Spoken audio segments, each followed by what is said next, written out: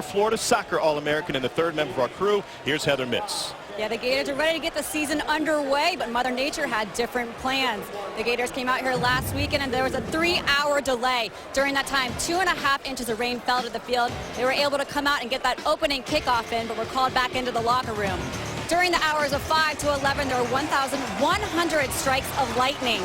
That's when the referee decided to call the game due to weather and unsafe, unplayable conditions. Now, it did rain yesterday, but the field is in amazing condition. According to Brian Flood, who's the game day operations, he said there's a 60% chance of rain up until 6 o'clock. But I tell you what, you guys, it's not the rain we're worried about, it's the lightning. The Gators looking ready to get the season underway. We could do without that lightning here, but only a former Florida student would refer to yesterday's weather as a little bit of rain. That was a monsoon this time yesterday. What's 2.5 inches among friends, really? Everybody, we're backstroking on the field down here last week.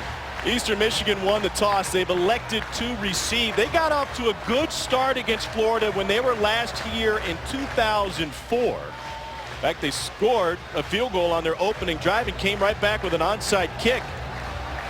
It was under head coach Jeff Jenick. We're a couple of coaches removed from that. And now Chris Creighton has the reins for the Eastern Michigan Eagles. Austin Hardin will put it in the air. Tyler Allen is a tremendous returner, and he is back deep for the Eagles. He had plenty of opportunities. Last year, Allen had a school record 51 kickoff returns for a defense which allowed 45 points a game.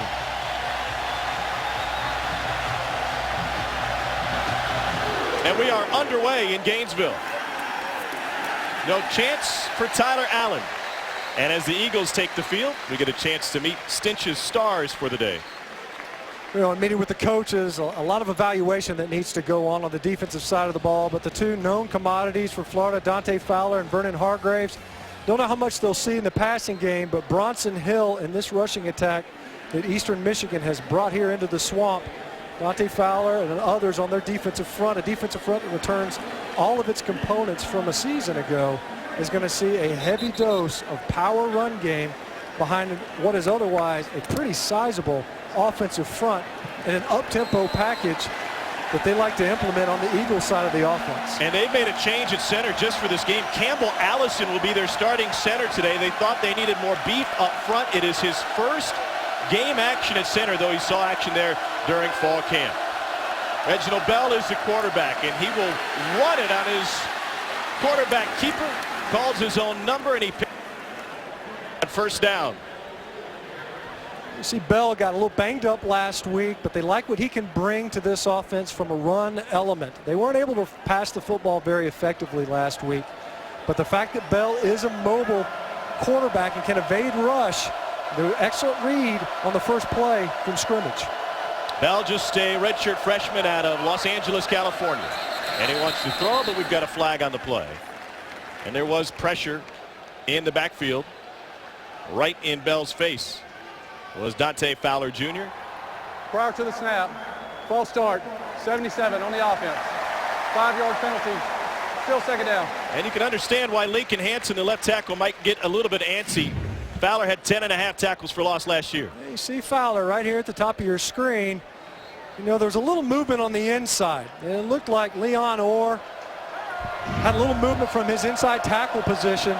And sometimes when you're peeking into the football, that left tackle spot, you get a little antsy. Fowler was in on 4 sacks. Pressure again, and he gets a hit in the backfield. Nowhere to go. And Eastern Michigan's going backwards. Fowler and Orr combine to meet up in the backfield in Bronson Hill.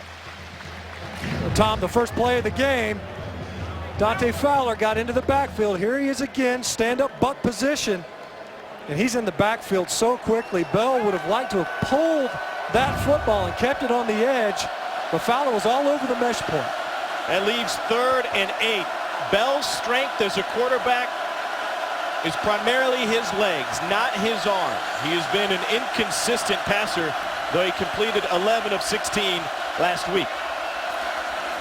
Pressure coming again. He lets it go. A deep ball, had a man open, but overthrew him by 15 yards. Tyler Allen was the man he wanted to get the ball to. Of course, that's not the comfort zone for Eastern Michigan. Chris Creighton, the head coach, coming over from Drake, They would like to be more multiple, a more spread offense, and pass the football more.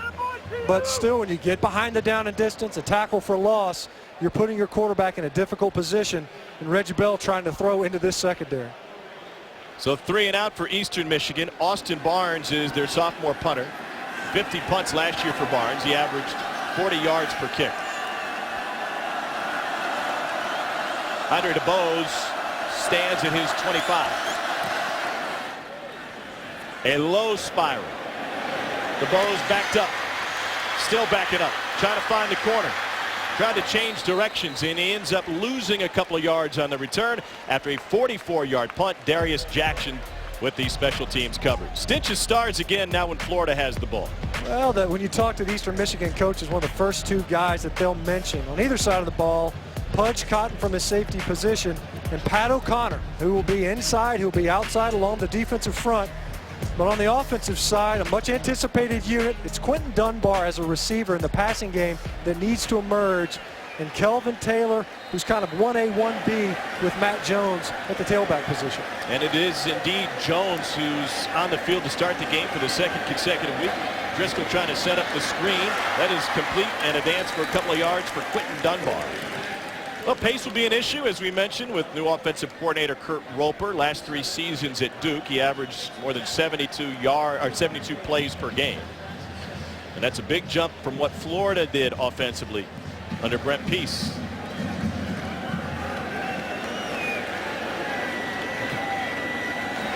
This is Jones trying to find some room, and he makes his way nearly to the 30.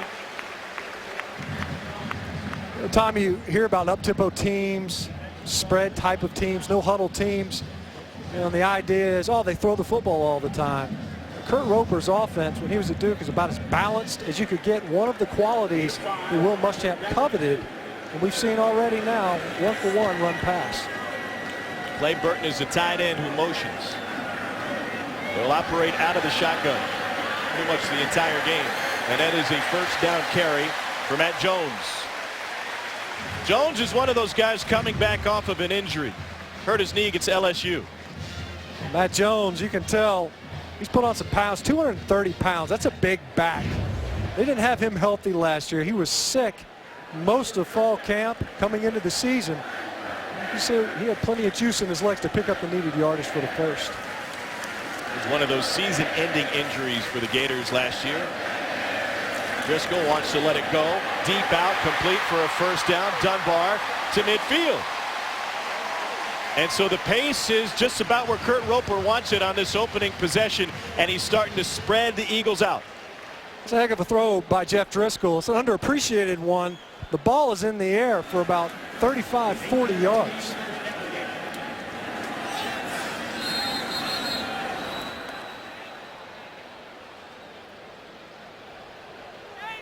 Prior to the snap, false start, 63 offense, 5-yard penalty, still first down. David Smith, our white hat today. It's Trip Thurman at left guard. He'll share time there with Tyler Moore. There he is, right there, the left guard position. Offensive linemen love it when you circle them when they get a penalty. How would you know? I wouldn't. I never got one. First and 15 now.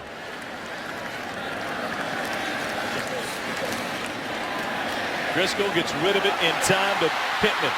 And Pittman gets popped out of bounds by Kevin Johnson.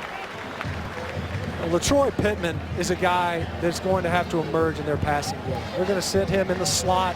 It's a very active position in Kurt Roper's offense. We'll see him not only in the screen game having to pick up yards after the catch. On second down, they go to the perimeter again. And a nice move by Pittman again.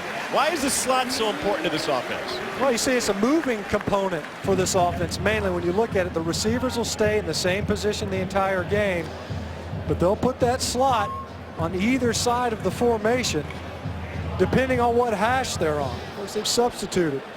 But you'll see, here's Pittman now at the bottom of your screen. Otherwise, the wide receivers, flanker and split end, stay in the same positions. Harris comes in at quarterback for this snap on 3rd and short, and he's going to try to take off, and he's hit in the backfield. And he'll be brought down short of the first down marker by Great eBay. Great eBay is a guy, you talk with Coach McCaslin, defensive coordinator for Eastern Michigan, they knew that he was going to have a big game. And he understood that this is still going to be a physical, hard-nosed, downhill running team. But that Wildcat package, you can see that they've got for Treon Harris. Now 4th and 2, offense stays on the field. It's Driscoll in the gun. Eastern Michigan inching towards the line. Here comes the blitz. Picked up nicely, complete behind the marker, and a move for a first down and more for Dunbar. And Florida goes for it on 4th down, able to convert. You gotta love the trust that not only Will Muschamp, but offensive coordinator Kurt Roper have placed in their quarterback in Jeff Driscoll. Take a look at Dunbar. He was at the end of the line of scrimmage, and he drags all the way across the formation, shows the quarterback his numbers, gives him a nice target. Driscoll able to hit him in stride. Calvin Taylor now on the field at running back for the Gators. Driscoll throws in the face of pressure, complete to the perimeter again. It's Ahmad Fullwood with the grab. Willie Creer with the coverage for Eastern Michigan. You know, Tom, we talked about with the coaches where the weapons and the wide receiver position has been basically vacated for the past couple of seasons. And now already we've seen they're happy to balance it with the running attack, but getting 3 and 4 different receivers engaged in the passing attack. And DeMarcus Robinson was suspended for the opener. He's now on the field for Florida. The bottom of your screen. They keep it on the ground. And go straight ahead with Calvin Taylor. His first carry. And that will bring up 3rd down. That was an example of an inside zone run. That's a staple of what Kurt Roper wants to do with the rushing attack. Often this Gator offense has been associated with the power. A couple of seasons ago they called it God's play. Well, unanswered prayers a season ago. It didn't go very far. They'll still have that power element, but that's something that we'll see a lot out of Florida this year if Roper holds true to what he's done in the past. And plenty of personnel. Jake McGee now in at tight end. They go underneath on the crossing route after McGee cleared out, and that will be just short of the marker. Maybe 2 yards short. Valdez Showers with his first grab. How about the ability to distribute the football from Jeff Driscoll? Getting everybody involved, and you could see he looks very decisive with where he wants to go with the football. So he knows where the progression is. They've simplified this offense in a lot of ways. They had to, and you can see once again the trust that the coaching staff has in this offense to execute with another 4th down try. High snap, handoff inside, and just past the yellow line goes Calvin Taylor. That is unofficial on your TV at home. The spot looks good, and it seems that Florida has converted 2 4th down attempts on this opening drive. You know, Tom, I don't know if it was the influence of David Cutcliffe, the head coach at Duke, but Duke wasn't scared to go for it frequently on 4th down. And a lot of it has to do with field position. We can see this now. Coach Muschamp willing to stand on the gas and keep his offense on the field. Doesn't hurt that they have a great defense either. Driscoll again fires to the far side, and that one just a little bit high for Fullwood. Well, they are wearing out the field side of the formation with long throws from Driscoll. That's his first incompletion. And, you know, he just had a little bit too much on it.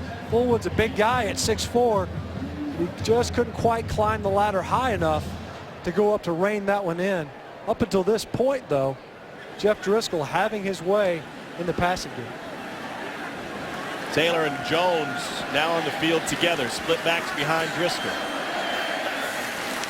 Jones motions out, and they get it to him in the flat. Jones trying to make a move. A good open field tackling by Jason Beck in this Eastern Michigan defense, which has been on the field for a good chunk of time now. You know, we'll talk about receivers in this game and what they'll have to mean as far as receptions are concerned. But as much horizontal passing as this offense will have, the perimeter blocking is paramount. Ahmad Fullwood did a good job getting a nice block to spring for enough yardage to pick up at least 4 or 5 and make it more third and manageable. 15th play of the drive for Florida. First drive of the season for the Gators. Driscoll over the middle, incomplete, trying to find the Virginia transfer McGee. Coverage by the safety Kevin Johnson. Well, up until now, Tom, you could see the ball was coming out on time from Jeff Driscoll. That time he was just a little bit late. McGee was breaking open, put his hand up in the air. Coaches don't usually like that sort of thing. Driscoll was just a beat late and it allowed the defender to collapse, ultimately the defense to collapse in on Jake McGee to cause the incompletion. 33-yard attempt.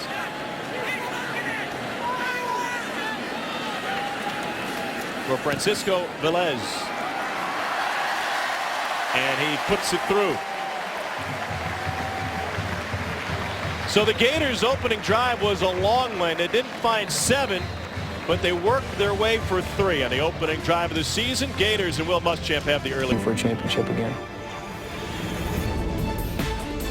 Well, it ended up being 15 players lost for the season. 4 losses by 6 points or less, and a lot of people forget, thanks to a 7-game losing streak, that this was a Florida team which started the year 4-1 and 3-0 in conference play. And then just got gutted by injuries and really derailed some of their plans that they had on offense. They indicated to us that they were kind of migrating towards a more up-tempo offense a season ago. Weren't able to get it done. Austin Hardin puts it in play. Tyler Allen will once again watch it sail over his head. Second touchback for Hardin today.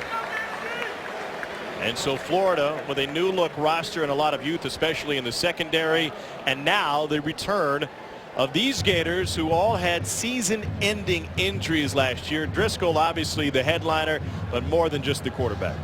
You think any of this mattered towards the offensive production? Had to have been very frustrating for the players on that side of the football, knowing who's your quarterback. You drop your right tackle, which throws your entire offensive front into disarray, and then eventually the left tackle goes down. You got components all over the place. At wide receiver, Andre DeBose is a threat not only as a receiver, but in the return game as well. Ryan Brumfield is now a tailback for Eastern Michigan. Reginald Bell, the quarterback. Brumfield's first touch, and he goes right through the line and gashes Florida for a big gain on first down. Darian Terrell gets a start at a guard spot today. They'll flip their guards, and he paved the way for Brumfield, who last year nearly had 100 carries, averaged better than 5 yards a total. We were talking about it before the game, Tom. Eastern Michigan, they're going to try to physically you up. They're going to try to turn this into a slugfest. This is a big offensive front that they brought to the field today. After a gain of 7, ball's on the ground. Bell couldn't grab it, and Florida will have a takeaway. A gift from Reginald Bell, the quarterback. Caleb Brantley ends up scooping it up, and the Gators will be back on offense. Caleb Brantley is one of those names that we heard mentioned in the meeting yesterday. We were to get him going, a high snap. We saw this on film from last week. They made changes at the center position. They persist. And when you've got these zone read type looks, your quarterback is looking at the defense, and sometimes the running back gets going a little bit faster and that mesh point is altered. That time, the high snap doomed this play from the beginning. Great job, Florida hawking down to the football and able to come up with the turnover by Caleb Brantley. First possession for Florida. They had 5 first downs. They threw it all 5 times. On the ground here, Kelvin Taylor has room. Touchdown Gators, 31 yards.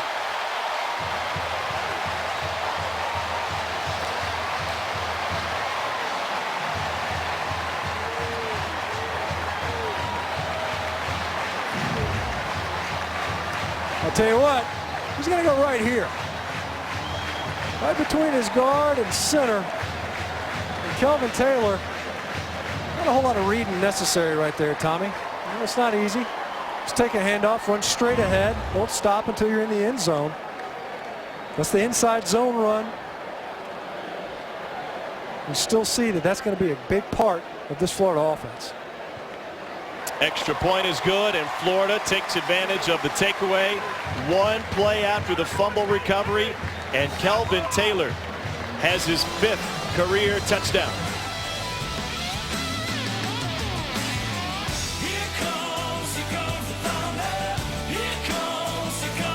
SEC.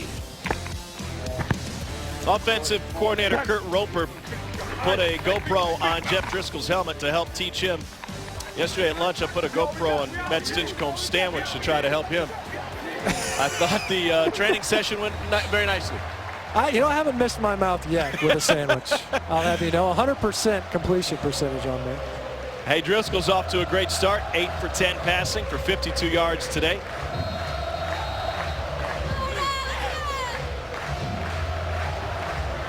They had a short field to work with last possession.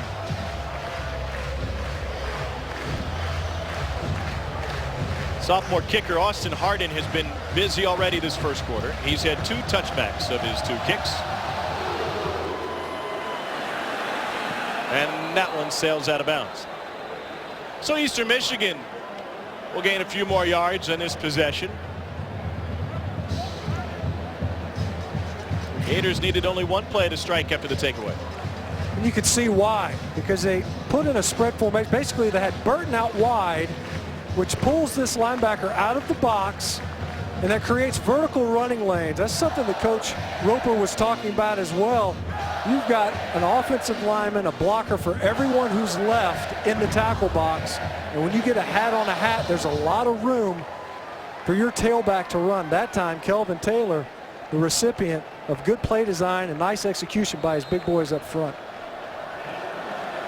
It's still Bell at quarterback, who left their season opener with a leg injury in the 3rd quarter. They eked out a win against Morgan State out of the MEAC at home. That was a low snap, and he's able to hand it off. The issues at center wreaking havoc with Eastern Michigan through the first 2 games. Jake Hercom started last week. Today, it's Campbell Allison making his first game start as a center, even though he got work there throughout camp. We saw him as a guard a week ago, and on our charts, they slid him in, though, for girth. He needs to work on his accuracy, though. It's not always easy when you've got a zeroed up nose like Darius Cummings, 6 inches from your hat. And he loses that battle, and it's incomplete. Cummings just shoved him straight back about 5 yards into the pocket, and Chris Strange couldn't hold on with Hargraves closing in on him. And another 3rd and long created by the Gator defense. You know, we've mentioned a lot about the offense and how they've been overhauled, but the mainstay for the Florida program has been excellent defense. It's a tough challenge for the Eagles on offense. On 3rd down, pressure coming.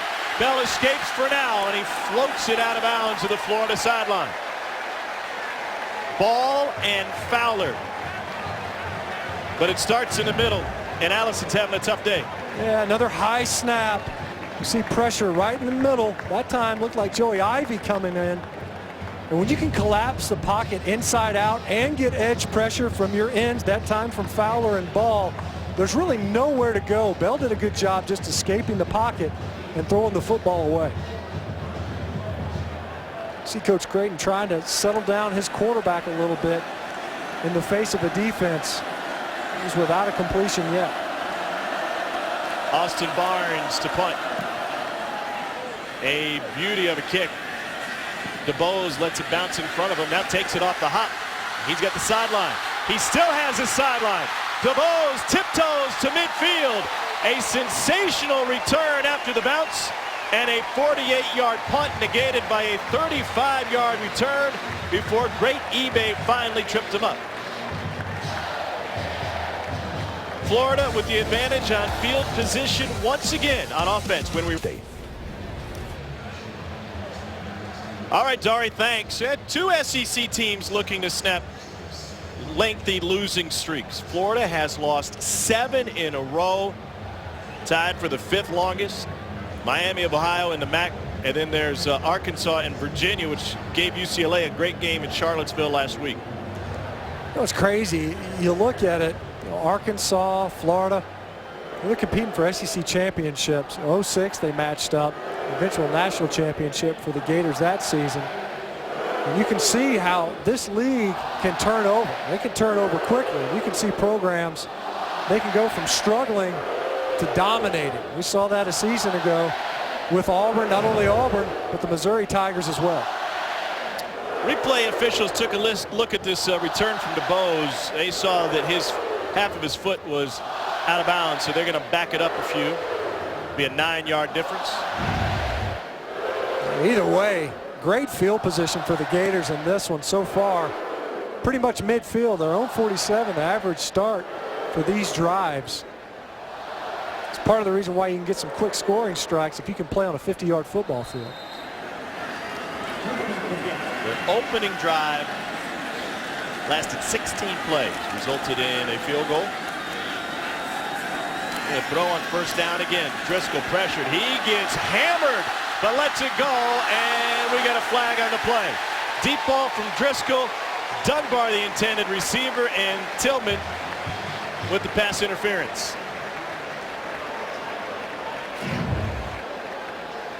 We mentioned Pat O'Connor. He was going to move around the front. Time he's able to get upfield. 15-yard penalty. The ball was delivered, though. Driscoll stood in the face of pressure and was able to get the ball downfield to Dunbar and draw the pass interference.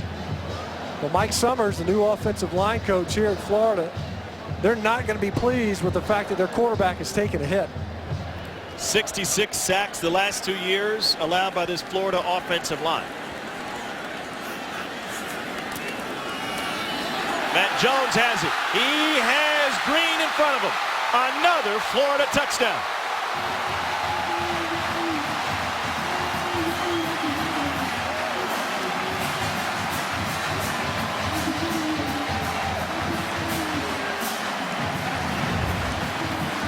Watch what they're able to do. They're able to collapse this side of the line this way. See, left guard, left tackle. They're going to be able to create this hole. And you see, linebacker commits to the line of scrimmage. The defensive end hangs outside just enough to create a backside cutback for Matt Jones. Well, after their opening drive, lasted 16 plays. Now back-to-back one-play touchdown drives for the Gators. You could see the influence that a mobile quarterback can have. He kept that hole open with the threat to run by Jeff Driscoll, but he made the right read, gave it to Matt Jones, and he made it to pay dirt.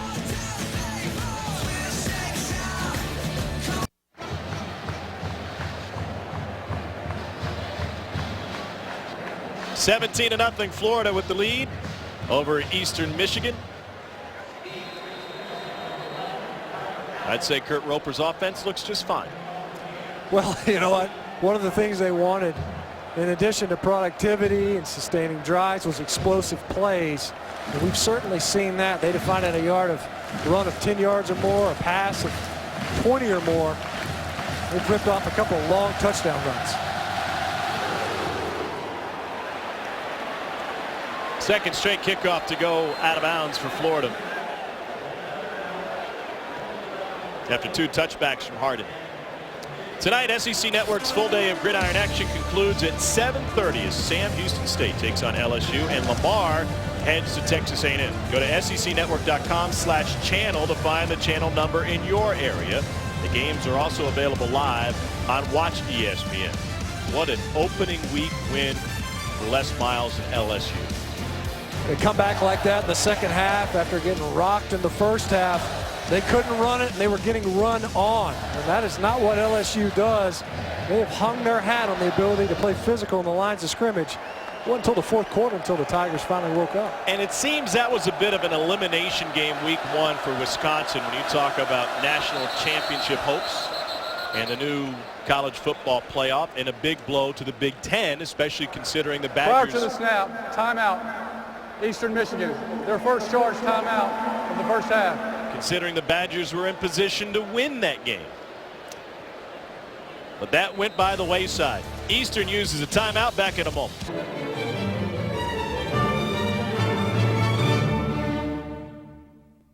Out of the timeout, Eastern anxious to get going. Allen in motion, and the quarterback Bell will keep it. Darius Cummings with the stop. Cummings is also returning to action after being suspended for the opener. And let's go down to the field now, and Heather Mitz. Yeah, DJ Humphreys actually came out of the game, number 70 from the O-line. Came up here to the sideline, looked like he hurt his ankle. He actually tossed his cookies and apologized to the fans. He got taped up again, came out here and tried to test it out. And they're still keeping him off this series, but I'll keep an eye on him for you guys. All right, Heather, thanks. A flag on the play. I always told you, Matt, the offensive linemen should not be eating cookies before the game in hot weather. Prior to the snap, false start, 78 offense, 5-yard penalty, still second down. So that's an issue for the Florida offensive line, and issues continue for the Eastern offensive line. Robert McFadden moved that time. You know, I've never seen an offensive lineman with that face mask that Robert McFadden has on. That looks like a wide receiver's face mask. Regardless, see that thing? There's a lot of room for hands to get in there. Either way, he got an early start on the previous snap.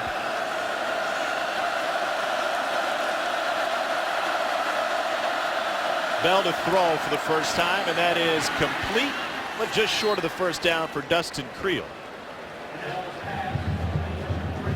I believe that's the first time Bell's been able to get on the board as a passer today. First completion, did it in front of Quincy Wilson, one of the young guys. The defensive coordinator, DJ Durkin's trying to get incorporated on the defensive side of the ball. Here comes a blitz from the edge, and right there to blow up the play in the backfield. No gain, a loss of yardage as Brian Poole came crashing in and right into the ball carrier. Brian Poole, discuss him in a huddle.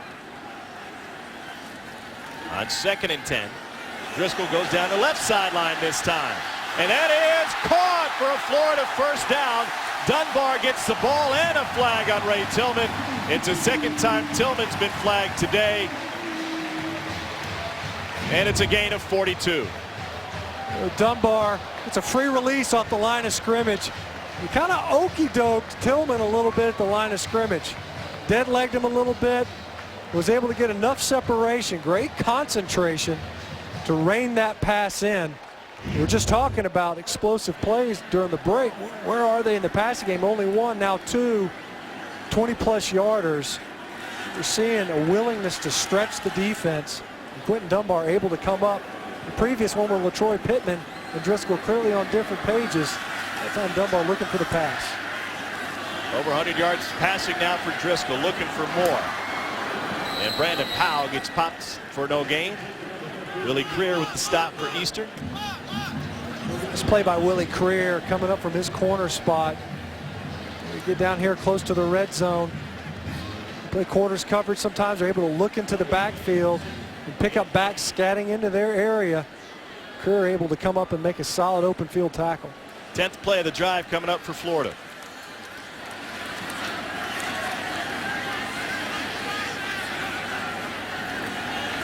Powell, the freshman. Powell is in.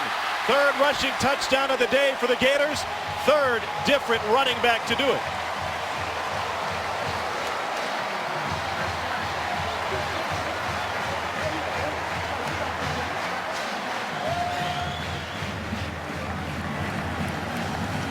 Well, we talked about balance in an offense.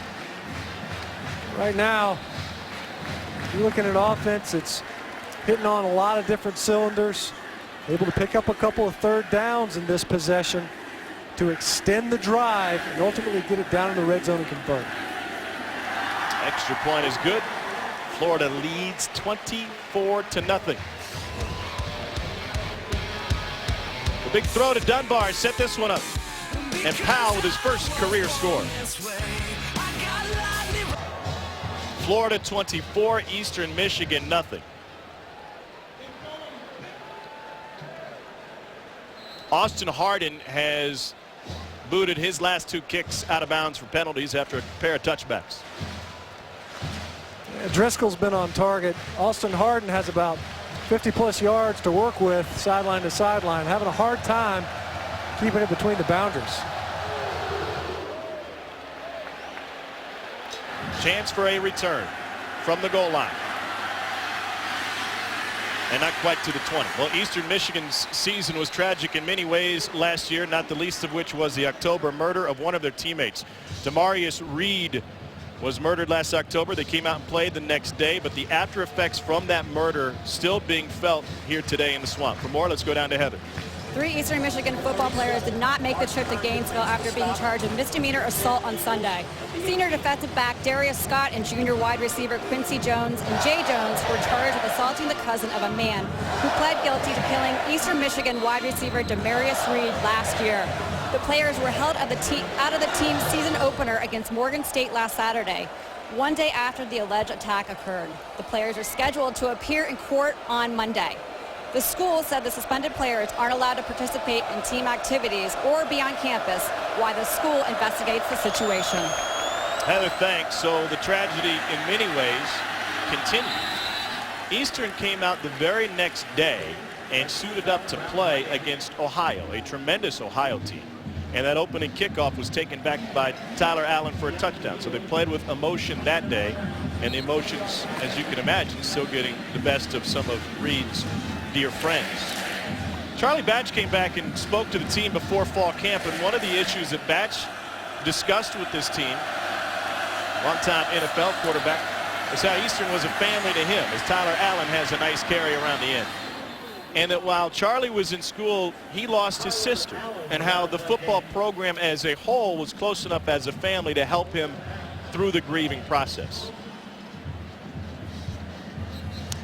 Well, it takes that type of support structure. You can only imagine what that level of tragedy can do to a program. Chris Creighton coming into that scenario and trying to hold this football team together as it kind of ripples through this season as well. They want to be a blue-collar, hard-working program. Design draw for Bell. And he takes it past the 40. This Eastern offense trying to find the rhythm now. Jonathan Bullard with the tackle. See, Florida's rolled some guys in there. The secondary largely intact. A couple of new faces, but especially up front. See Alex McAllister, number 14, the top of your screen. They're very high on him. He's had a couple of tough downs in the run game, got blown off the ball. And make sure he keeps his pads low, something the coaches are watching in this game. With as much run as they were going to see, is not only alignment but technique. Are they coming off the ball? Are you striking? Versus a physical run game of Eastern Michigan. Eastern Michigan having clock issues. They were able to get a timeout right before the play clock expired. And I'm not sure Reginald Bell in the first half ever had a feel for that. So they burn a timeout facing a 2nd and 4 after their first down. Nick Banham playing the role of Prometheus today instead of chains. He's carrying a 41-pound wrench, and he'll hold it on his shoulder pads throughout the day. Part of that blue-collar work ethic. Illustrated on the sideline. Pass is complete right at the marker, and we'll see where the spot is. Dustin Creel had the catch, and he was met immediately by Michael Taylor. They needed to get past the 45 to pick up the first down. And it looks like they might be just shy, having picked up their first down of the game. Now Eastern Michigan starting to string together some plays. Out of the pistol this time. Another bad snap. Bell pitches to Brumfield. Brumfield trying to find the edge, and a stretch to the marker, and I think he got it. Neron Bell had the tackle. I'll tell you what, sometimes it works better other than how you drew it up. Great job by Bell just to field that one and then have the wherewithal, not only he but Brumfield, to stay with the play and turn it into an option. Able to escape the would-be tackle of Keanu Neal coming up from the safety spot to pick up yet another first down. Second of this drive. They fake the handoff, and Bell takes it past midfield. First time for Eastern to get into Gators territory today after a gain of 4. Reggie Bell last week, after the injury, had to make a change at the quarterback position. The coaches at Eastern, they feel as if he's the guy that if they can keep him healthy, because he's kind of slightly built, certainly gives them the best opportunity to win because of that mobility. Corner blitz again. Bell pressured from behind and incomplete. Brian Poole came on another corner blitz. His timing was nearly perfect. You could see what the coaches like in Poole. Right here, coming from the bottom of your screen. It's obvious. You got to see it. Looks like Bell took a peek right as the ball arrived, which has proven to be a dangerous proposition just to field the snap, and could feel Poole coming from the slot.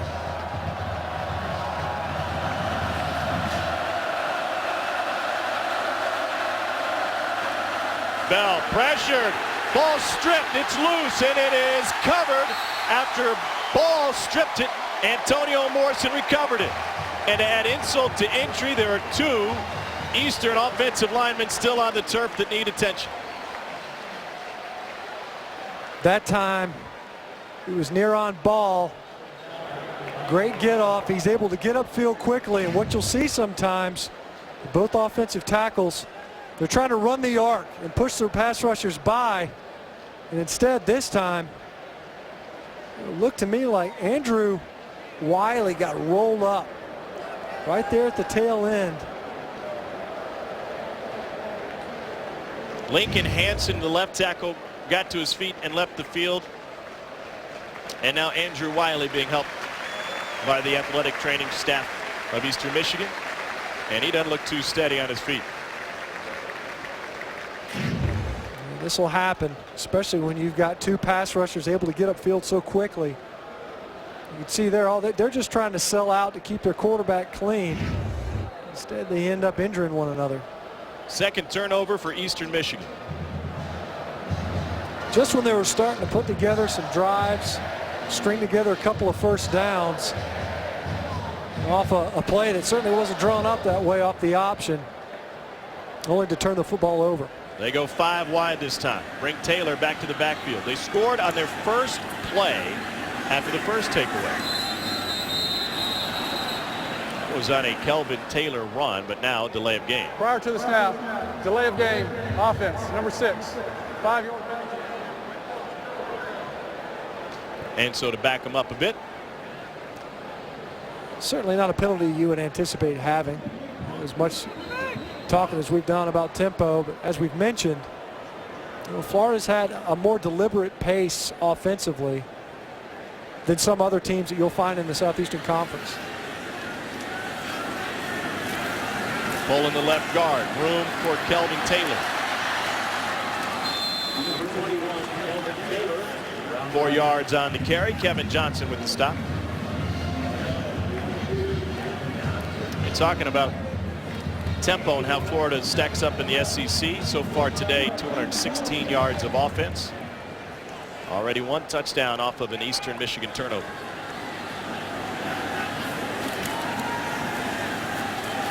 Driscoll into coverage.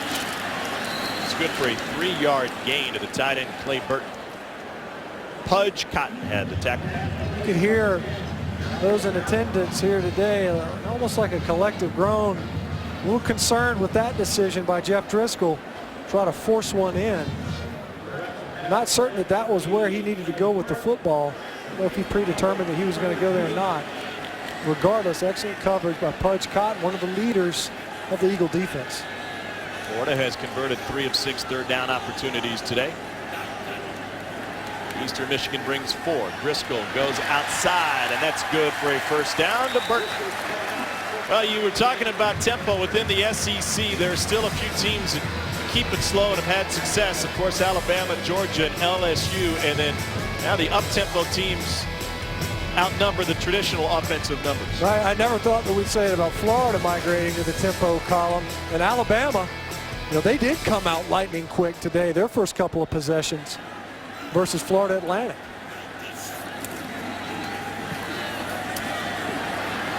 Robinson makes a man miss, and he gets shoved out of bounds by 2 different Eagles, including Amos Houston and Jeremiah Harris.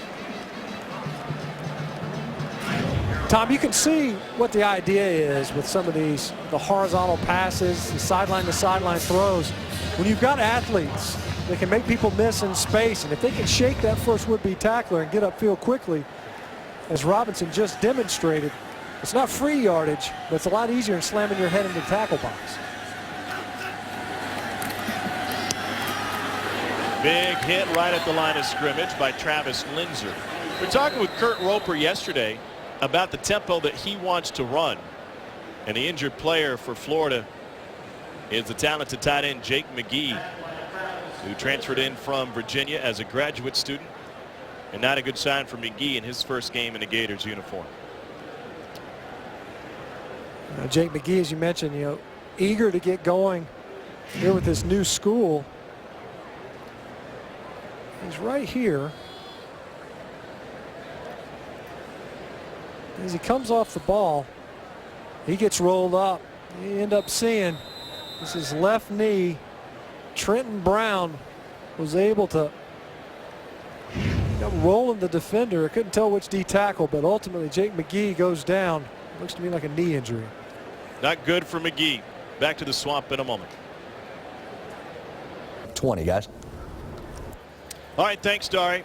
Jake McGee, the Virginia transfer, is a tremendous athlete. He was a quarterback at collegiate school in Richmond, Virginia, where he succeeded a guy by the name of Russell Wilson. Good friends with Wilson. And after 4 great years as a Virginia tight end, his time in Florida was brief today as he goes down with a leg injury. I loved covering him at Virginia. He was a money tight end. 61% of his receptions came for a touchdown or a first down, and he had game winners against both Penn State and Miami as a Cavalier. And the tight end, as Kurt Roper told us, is pivotal in this offense. Yeah, he was primed to play a very prominent role in what this Gator offense wants to do. You hope the young man's going to be okay. Matt Jones carries into the heart of the line, and that's enough for a first down. It's really interesting to hear an offensive coordinator in this day and age talk about the importance of a versatile tight end.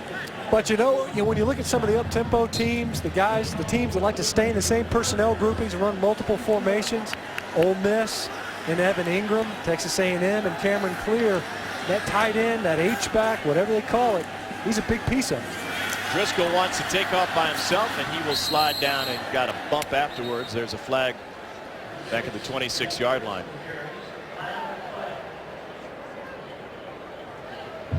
Well, Roper had a great tight end at Duke, Braxton Deaver. Holding on the offense, number 74.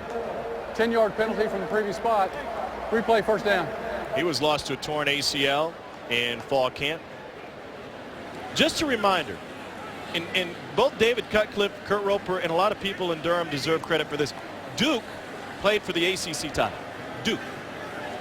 Against the eventual national champion Florida State Seminoles. And you know what? They earned the right to be in that ball game. It's not like they backdoored into it. 1st and 20 now. Play action. Driscoll wants it all. Got a step. Oh, just too far and through the hands of DeBose as he goes right to the bushes. Thank goodness the bushes were there, Tom. Otherwise, he's sliding into the fence. DeBose laid all the way out for that football, trying to rein that pass in. Just too much juice from Driscoll. He certainly had a step. You can see him tracking it there. No chance that he comes down with that ball in bounds. But I'll tell you what, if you're a quarterback, if you're anybody on this offensive unit, you got to love the fact that a receiver's willing to sell out like that for a pass. Driscoll sent him into the sticks. Midway through the second quarter. They keep it on the ground this time for Matt Jones.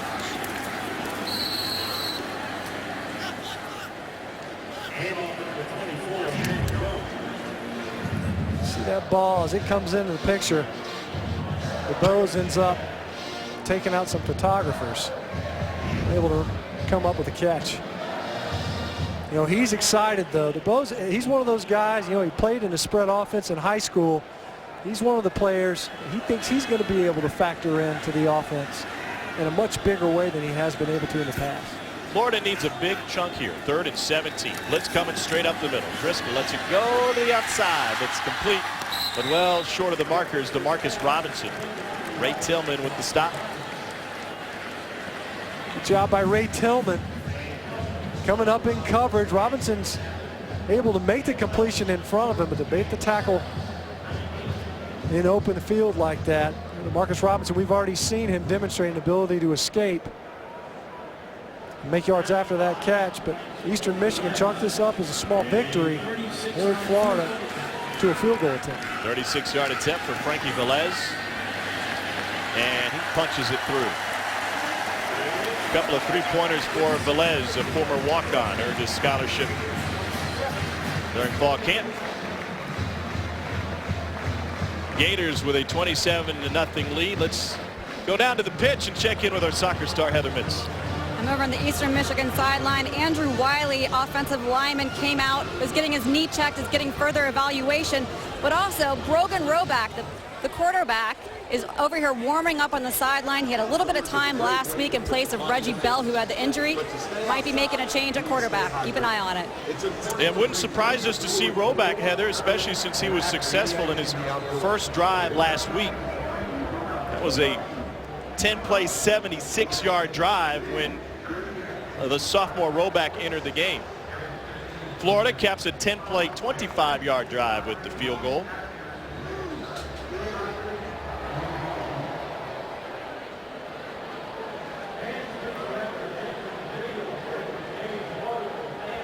The Eagles haven't had a chance for a good return from Tyler Allen.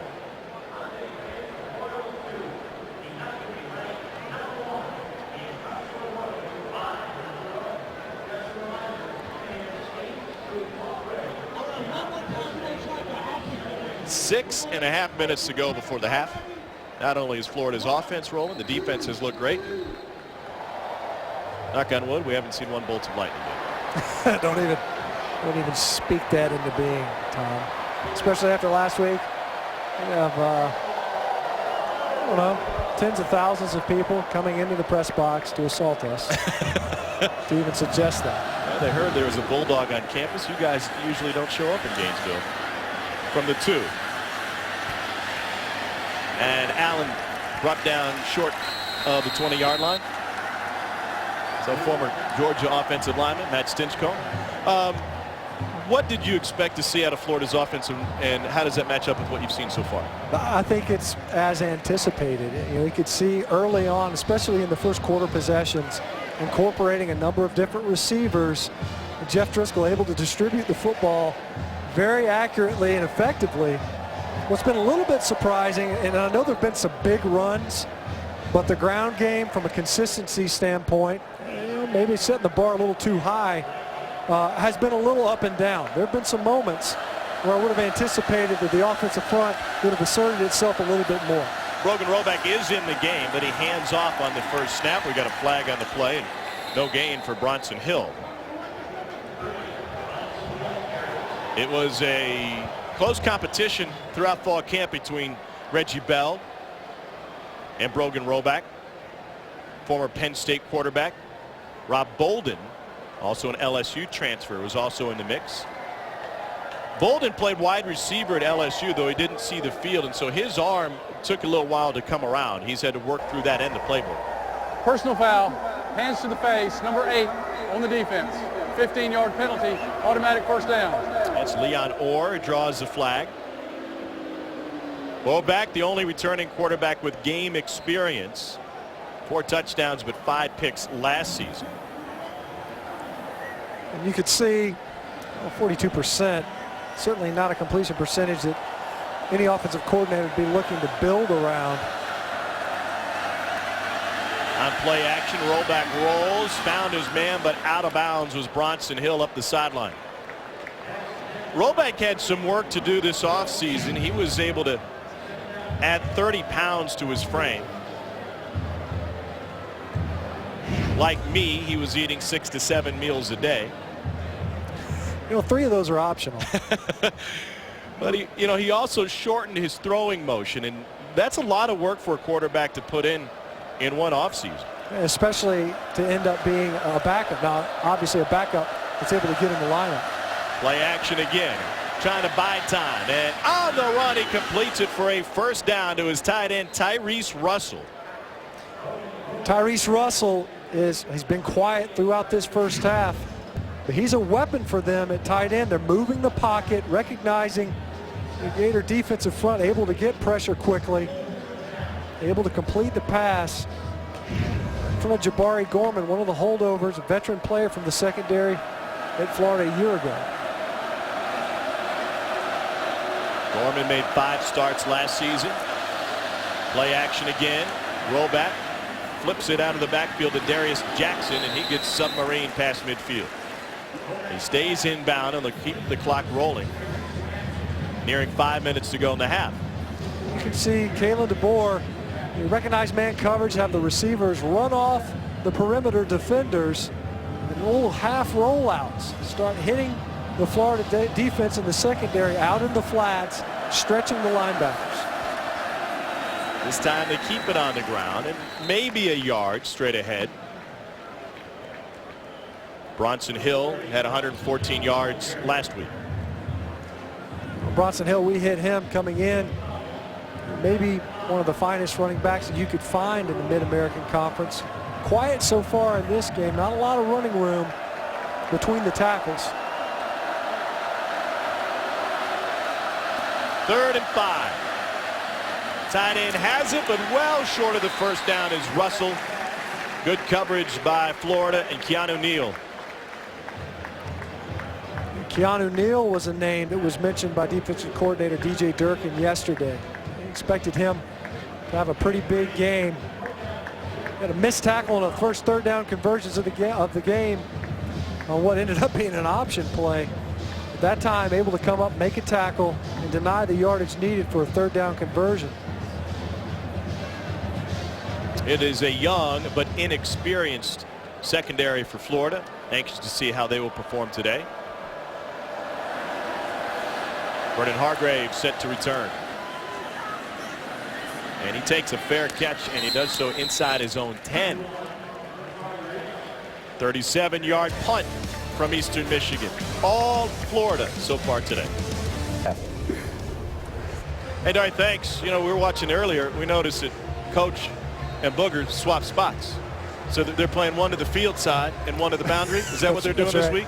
I'm pretty sure Boog gets the boundary. we can't have him running around too much. You know what? Boog gets whatever he wants. He gets to pick.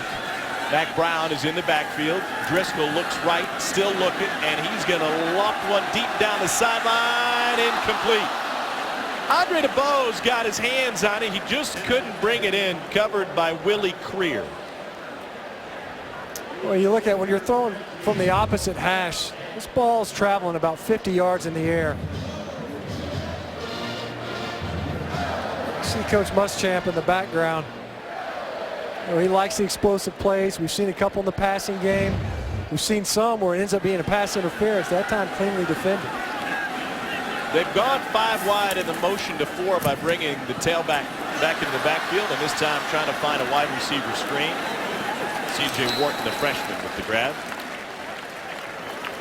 It was interesting when we were talking with Kurt Roper about installing the up-tempo offense at Duke, and especially under David Cutcliffe, who has worked some great quarterbacks in his time. Of course, the Manning brothers at Ole Miss and at Tennessee.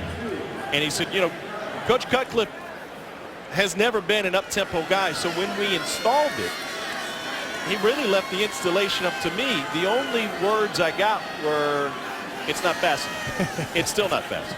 Move faster, move quicker. Underneath, an incomplete to DeBose.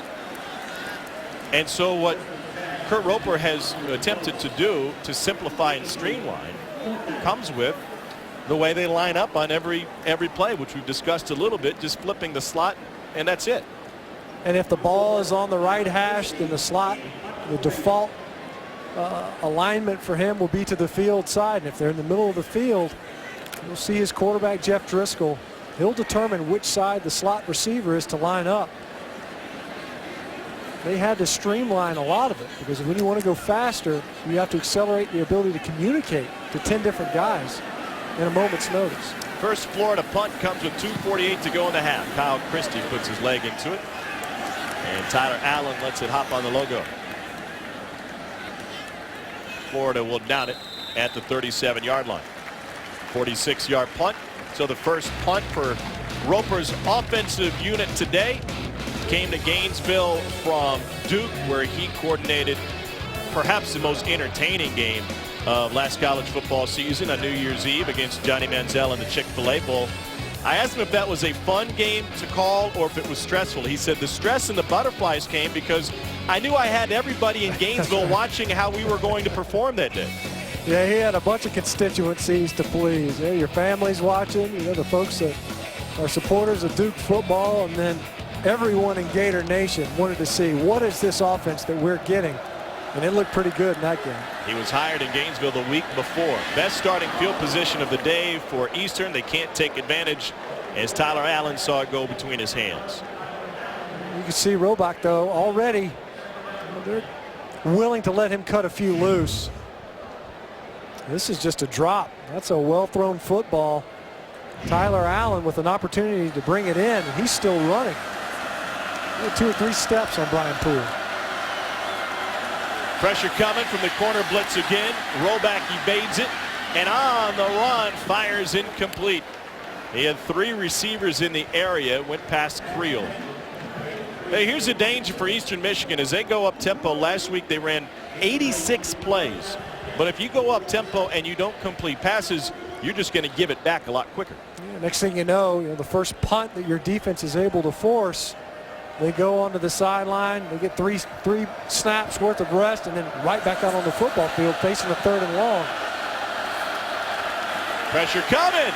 Rollback, dragged down from behind by Neron Ball. Neron Ball's the guy that they're looking to step up to be able to rush opposite of Dante Fowler. They've got Fowler in the game. You see Ball there coming off getting a good get off, but also separation. What they don't want as a pass rusher is you don't want that offensive lineman's hands on you at all. You got to keep in mind that's a backup at left tackle now, like Matt Thornton at the left tackle spot. But Neron Ball has done a good job of being able to get into the offensive backfield on a number of different occasions in this ballgame. Tough task for Thornton replacing the co-captain Hansen at left tackle. He's been a 3-year starter.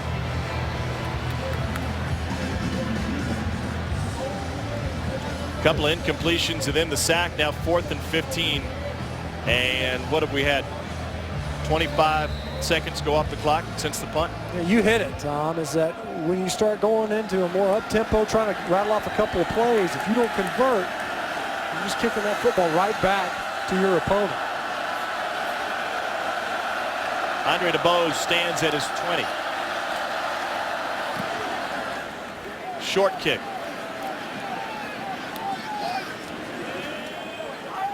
And that is still inbounds and down at the 29-yard line.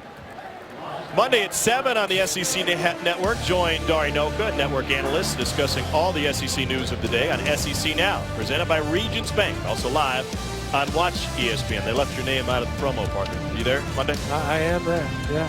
Monday and Tuesday.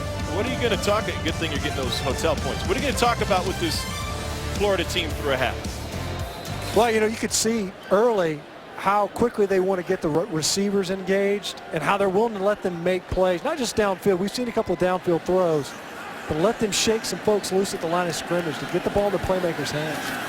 Pressure coming on Driscoll. He gets rid of it, but skipped it in. And so a long incompletion trying to get it to Dunbar.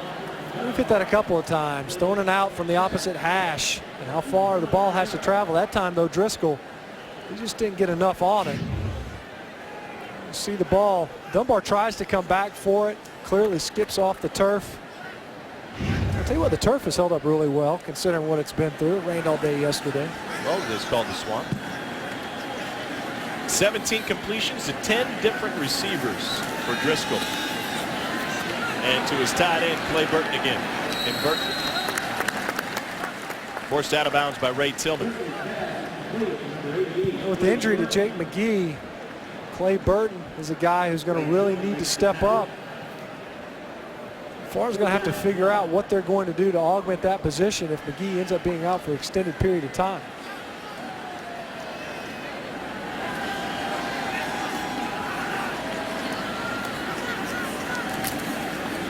Third and 1. This is Jones has the first down. 145, 146 is where it'll stop as they move the chains. Jeremiah Harris with the stop. Had a good game last week against Morgan State. 14th first down of the half for Florida.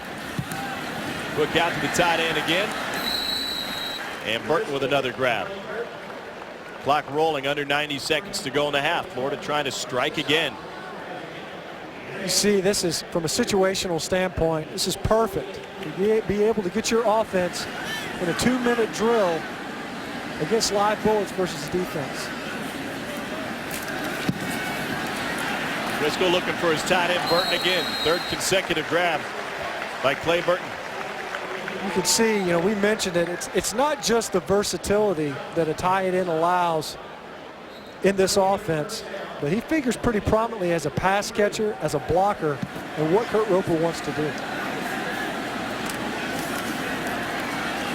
Driscoll has all day, and he unloads deep.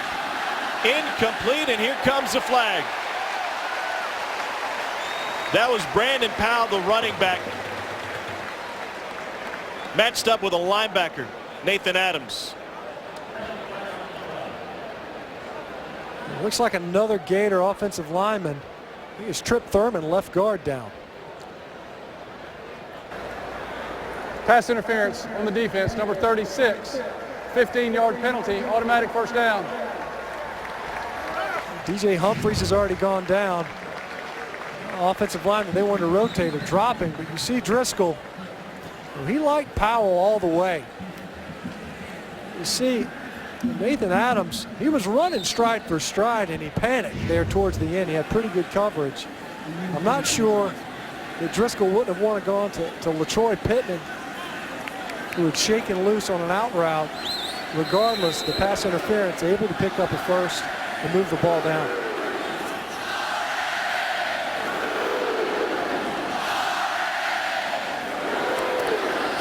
Driscoll stays on his feet, and he flicks it to the front row.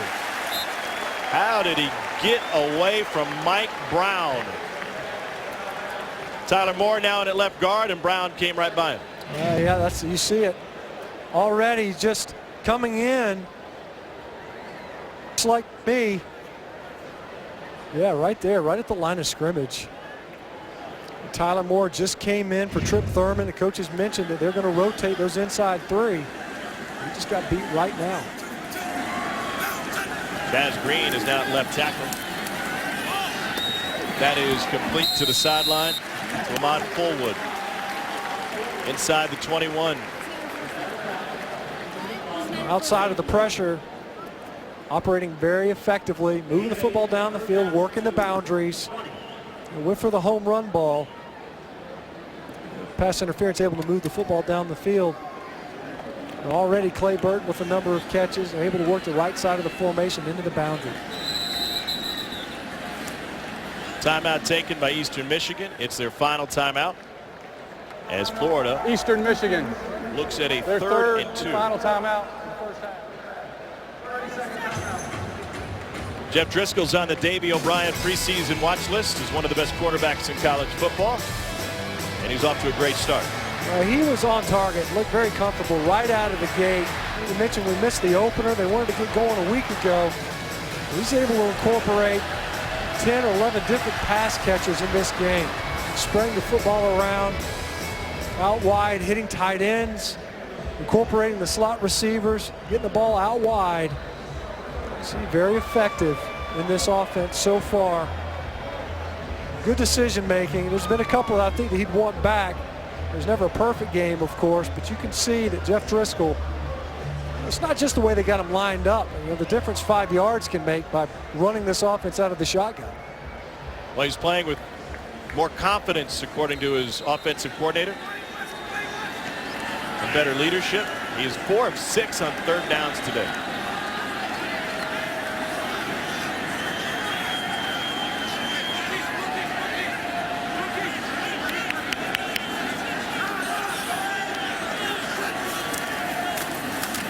He hands it off, and that is good for a first down for Brandon Powell. For more on that coordinator-quarterback relationship, let's go back down to Heather.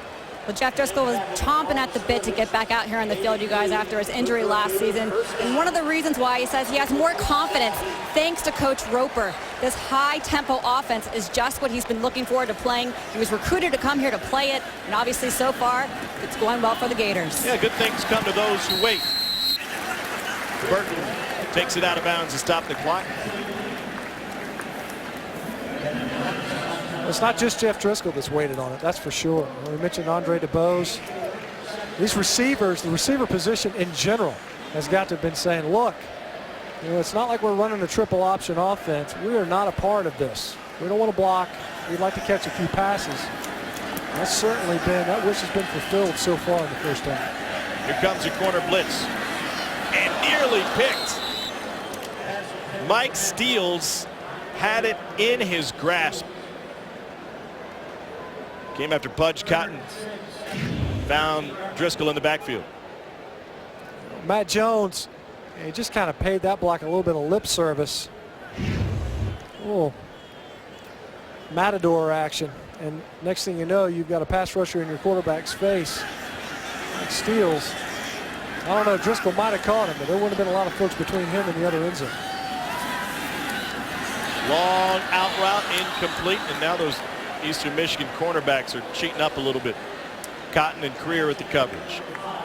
So, Tom, you know, we've talked about the offense and their effectiveness, but in the red zone, which was a pretty bad aspect of the offensive season, a sticking point, something that Duke ultimately excelled in so far.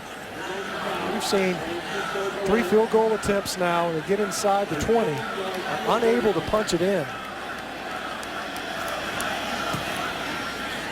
29-yard field goal is good.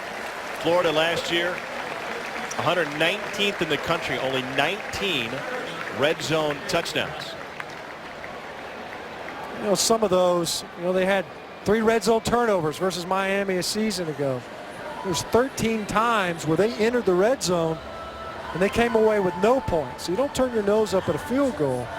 And at the same time, you know, here very soon on their schedule, they're going to want to start getting 6. When you get inside the 20-yard line, you're on a 20-yard field, you got to start coming away with touchdowns. And they've been turned away a couple of times. You know, you could point to red zone inefficiency, but to be fair and blunt, Florida's offense, no matter where they were on the field, was horrible last year. It's true, yeah.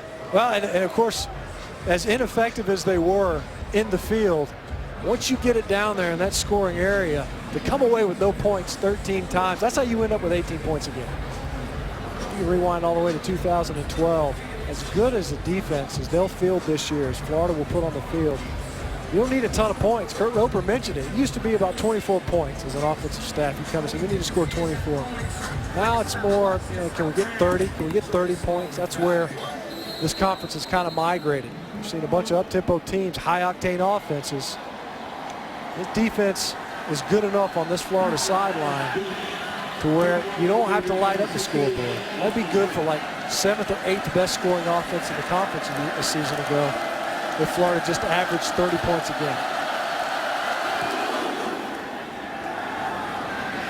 Allen will have a chance. There's a huge hole for Tyler Allen, and he's finally tripped up at the 30-yard line.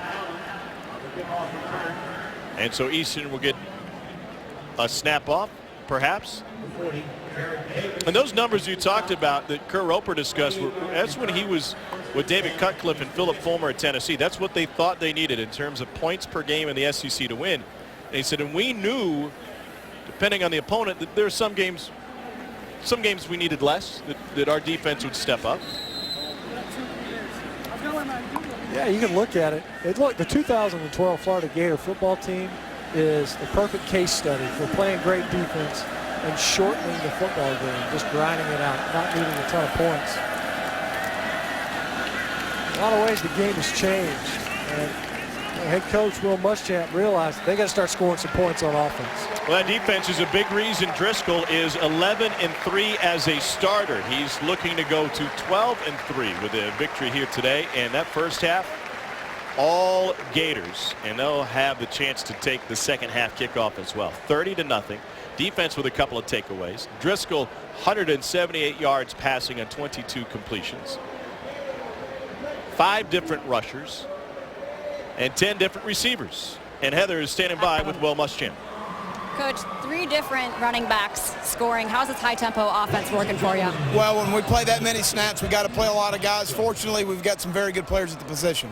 You're very eager to get a lot of the young players time today. How are they doing so far? Well, it's a long season, so we've got to prepare for the season. We've got some very good young players. They deserve the right to play. They've earned that right. Thanks, Coach. All right, thank you. It is a long season, but it's a great start for Florida, especially the way, as Heather mentioned, he's been able to rotate guys in. Now to the studio for the Auto Owners Insurance halftime.